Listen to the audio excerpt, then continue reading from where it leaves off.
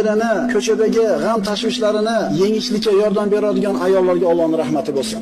Kimda shunaqa ayol bor bo'lsa, Alloh shu bandasini erkalatib qo'yibdi. Uyga kirganda ham tinchlik, huzur, halovati bo'lmaydigan erkaklar bor. Alloh insof bersin bunaqa ayollarga. Xadija onamiz roziyallohu anha qiyomatgacha keladigan muslima ayollarga ibrat bo'ladi. Tasavvur qiling, payg'ambarimiz sollallohu alayhi vasallam rosa siqilib, Quraysh islomni qabul qilmayotganligidan siqilib uyga kirganda tabassum bilan kutib oladi Xadija onamiz. Endi yo'q Xadija onamiz. U zotni kelishini xursandchilik bilan kutib oladigan, u zotni qalbiga yoqadigan so'zlarni aytadigan, qalbiga taskin beruvchi so'zlarni topib aytadigan, farzandlar tug'ib bergan o'zining birinchi ayoli endi yo'q. Endi ko'chadan kiradi uyga, ana shu tanish yuzni istaydi, yo'q. Ana shu qulog'iga yoqadigan shirin so'zni aytadigan ovozni istaydi, endi yo'q.